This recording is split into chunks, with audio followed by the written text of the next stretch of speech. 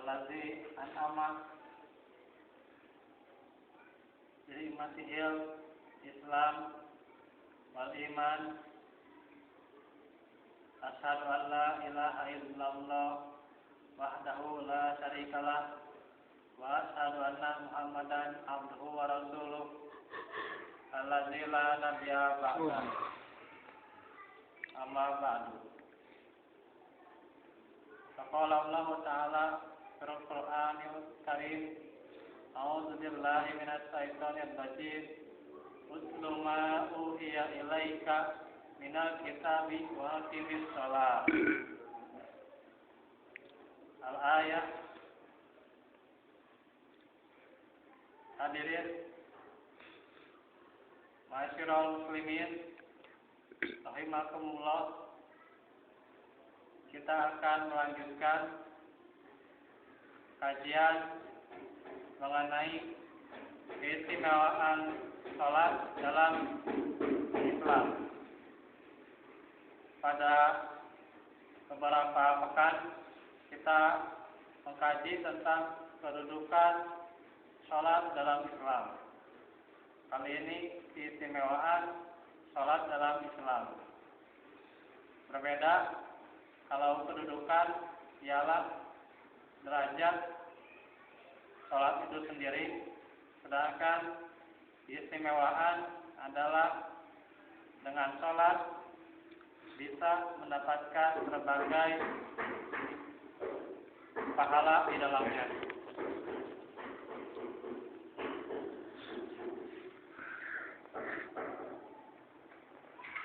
Ini ada beberapa yang kita bahas di kajian fikih ini, yaitu kita bahas 4 dulu dari 2 halaman mengenai keistimewaan salat dalam Islam. Karena itulah salat memiliki keistimewaan dibanding amal salih yang lainnya. Berbeda dengan amal seperti zakat atau dengan sedekah, dengan haji dan yang lainnya dari amal-amal yang Allah syariatkan. Salat mempunyai keistimewaan yang lebih daripada ibadah yang lain, dan juga sebagai yang pertama dihisab. Karena itulah di antaranya yang pertama yaitu Allah Ta'ala menyebut salat dengan istilah iman. Jadi salat disebut dengan istilah iman. Karena itulah dalam surat Al-Baqarah ayat-ayat awal, Hudalil muttaqin alladzina yuqimunas shalah. Jadi ketakwaan yang berhubungan dengan salat. Keimanan yang dibangun, dipupuk dengan salat. Karena itulah disebut dalam surat Al-Baqarah. Di ayat yang lain juga disebut, wa ma kana Allahu liyudhi'a imanakum. Dan Allah tidak akan menyia-nyiakan imanmu. Innallaha bin-nasi laraufur rahim. Sesungguhnya Allah yang Maha Pengasih atau Maha Pemaaf, Maha Penyayang kepada manusia. Ayat ini surat Al-Baqarah ayat 143 diawali dengan penyebutan tentang kiblat, tentang umatan wasaton. Makadzalika ja'alna umatan wasaton. Litakunu syuhada ala ayyuhan nas. Nanti ada sananya bahwa umat Nabi Muhammad ini adalah Allah jadikan mereka umat yang terbaik.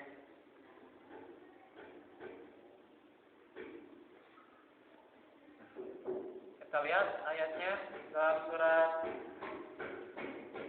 Al-Baqarah 143.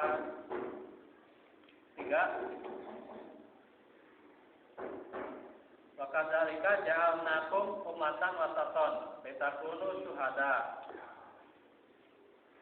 Dan demikian pula kami telah menjadikan kalian umat Islam menjadi umat yang terbaik. Ada juga yang menerjemahkan pertengahan. Namun lebih tepat umat yang terbaik. Karena berhubungan dengan bagaimana reaksi mereka ketika pemindahan kiblat. Yang kesananya litakunu syuhada'a 'alan nasi wa yakuna rasulu 'alaikum syahida.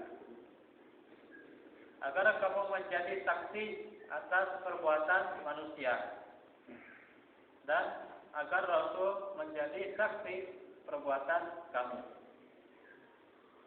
Nah, di sini yang menjelaskan bahwa iman yang dimaksud dalam ayat ini yaitu salat. Wa ma ja'alnal qiblata allati kunta 'alaiha.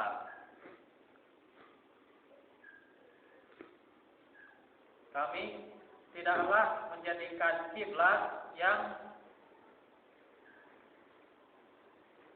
dahulu kamu berkiblat kepadanya illa lina lama mayat tabiur rasula mimman yang qalibu ala akibai,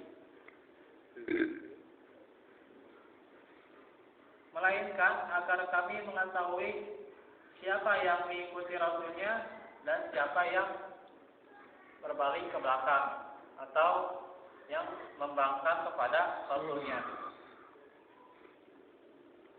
Karena itulah wa in kana lakabiratan illa 'alal ladzina hadallah. Dan sesungguhnya pemindahan kiblat itu sangatlah berat kecuali kepada mereka yang Allah berikan petunjuk kepadanya.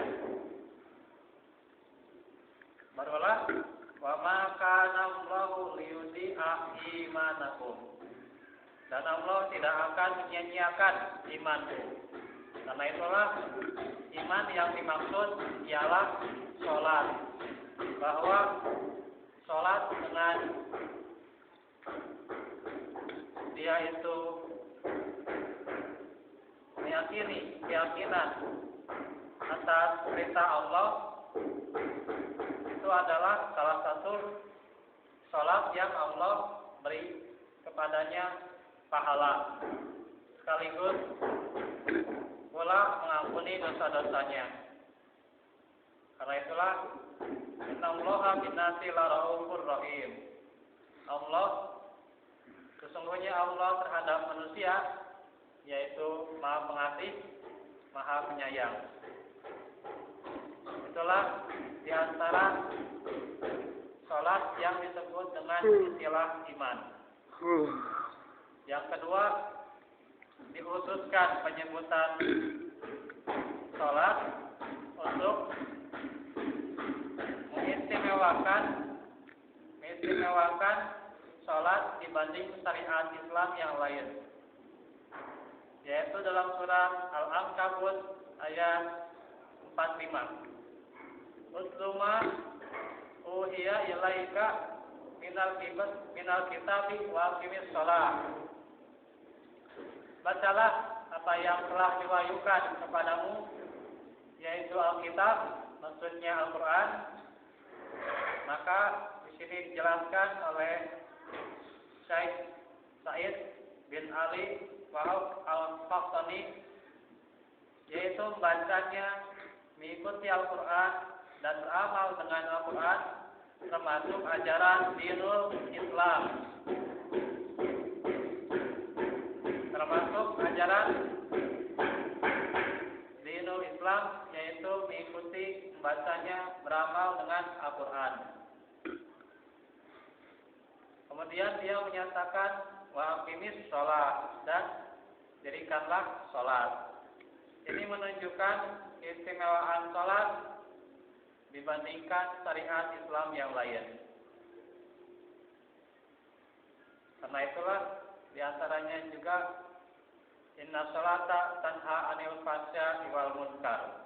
Itulah lanjutannya, yang dimana sesungguhnya sholat mencegah dari perbuatan keji dan munkar. Itulah keistimewaan sholat dibandingkan syariat Islam yang lainnya. Dengan sholatnya dia bisa mengendalikan sikapnya. Dengan sholatnya juga dia bisa mengendalikan akalnya. Dengan sholatnya dia bisa mengendalikan hati dan perbuatannya. Karena itulah sholat diistimewakan atas syariat Islam yang lainnya. Dan juga firman Allah, wa auhayna ilaihim fi'lal khairat wa iqamas shalah, dalam surat Al-Anbiya ayat 73. Dan telah kami wahyukan kepada mereka, yaitu mengerjakan kebajikan dan mendirikan sholat. Jadi dari yang Allah wahyukan yaitu adalah mengerjakan fi'lal khairat, kebaikan, dan mendirikan sholat. Kenapa tidak yang lain disebutnya? Karena inilah keistimewaan dari sholat.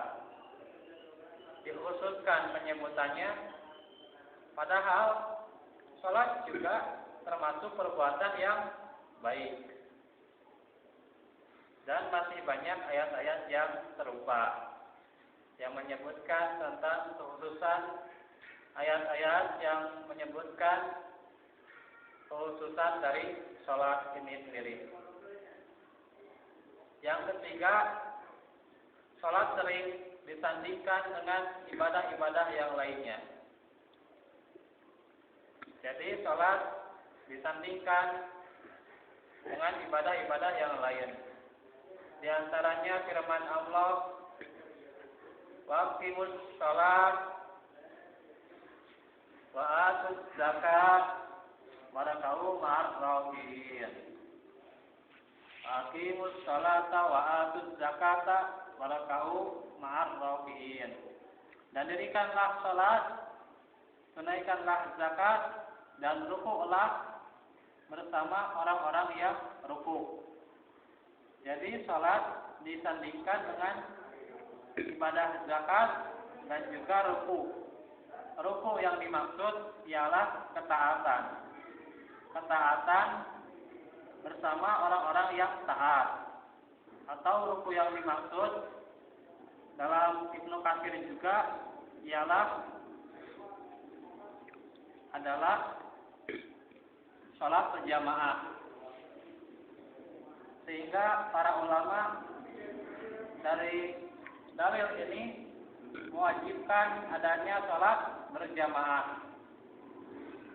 Karena itulah rukuklah beserta orang-orang yang rukuk. Itu sholat berjamaah yang dimaksud. Karena itulah bagaimana keutamaan sholat yang Allah firmankan juga mengukur bagaimana serta dia atau penyertaan dia sebagai peserta dalam melakukan sholat, mendirikan sholat, yaitu dengan jamaah, baik dia sebagai imam maupun sebagai makmum. Maka itulah urgensi dari sholat berjamaah. Dan juga fasholli li rabbika wanhar. Maka dirikanlah sholat karena Rabbmu, karena Allah, dan berkurbanlah. Di sini sholat juga digandengkan dengan ibadah kurban. Dan juga qul inna sholati wa nusuki wa mahyaya wa mamati lillahi rabbil alamin. Katakanlah, sesungguhnya sholatku, ibadahku atau nusuk, sembelihanku, hidupku dan matiku hanyalah untuk Allah Rabbul Alamin, Rabb semesta alam. Jadi dalam 3 ayat ini Allah menyandingkan, mempersamakan setelah sholat dengan ibadah yang lain, bahwa adanya pelaksanaan atau adanya hasil daripada sholat itu sendiri, yaitu diantaranya menunaikan zakat, kemudian berjamaah, berbuat baik, berkurban, dan juga dia menyembelih karena Allah, hidup matinya karena Allah. Itulah dari hasil-hasil sholat. Karena itu sholat disandingkan dengan ibadah-ibadah yang lainnya. Dan yang terakhir, Allah memerintahkan nabinya untuk bersabar di atasnya. Jadi dalam memerintahkan sholat itu harus bersabar dalam memerintahkannya dan juga melakukannya. Masuk mangga. Wa'mur ahlaka bis salati wastabir 'alaiha. Dan perintahkanlah kepada keluargamu untuk mendirikan sholat dan bersabarlah kamu dalam mengerjakannya. Jadi Allah memerintahkan Nabi Muhammad beserta umatnya supaya memerintahkan sholat dan juga dia bersabar dalam mengerjakannya. Ini menunjukkan keistimewaan dari sholat itu sendiri, karena ukuran sholat yang sangat sulit untuk seseorang itu mengerjakannya, kecuali dia yang sudah teguh dalam ibadah kepada Allah. Seperti kita, insya Allah teguhkan kita selalu istiqomah di dalam ibadah kepadanya, sehingga kita terasa sholat itu terasa mudah. Sedangkan orang tertentu untuk sholat, bahkan untuk khusyuk saja itu kesulitan. Karena itu, wa innaha lakabiratun illa 'alal khashiyin, itu adalah khususan bagaimana sholat itu adalah berat. Sholat itu berat, pengerjaannya, khusyukannya, gerakannya, bacaannya, untuk benar-benar mengerjakan sesuai apa yang Allah ridhoi, sangat berat. Illa kecuali kepada orang-orang yang khusyuk, yang tunduk patuh kepada Allah, maka sholat itu akan terasa mudah. Sedangkan orang-orang tertentu yang mereka tidak teguh dalam imannya, mereka sulit untuk sholat. Sehingga disitulah mereka karena sudah membangkang atau melanggar, mereka sulit untuk sholat. Karena itulah kalau kita menyuruh misalnya kepada saudara kita atau kepada keluarga misalnya untuk sholat dengan benar, apalagi pastinya kalau melihat yang sekitar kita, kadang-kadang untuk menyuruh sholat saja sulit, karena mereka Allah sulitkan kepada petunjuk, karena mereka kurang dari khusyuk kepada Allah. Itulah orang-orang yang mereka itu membangkang, karena khusyuk itu tunduk patuh, di antara makna dari khusyuk yaitu tunduk patuh takut kepada Allah. Sedangkan mereka mengatakan saya takut atau saya tunduk, tapi dia tidak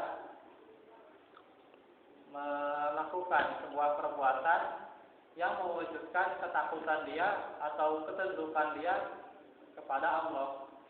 Justru dia semakin melanggar kepada Allah. Maka itu bukanlah ketakutan, tapi itu hanyalah klaim yang diada-adakan. Hanyalah takut secara bohong-bohongan saja.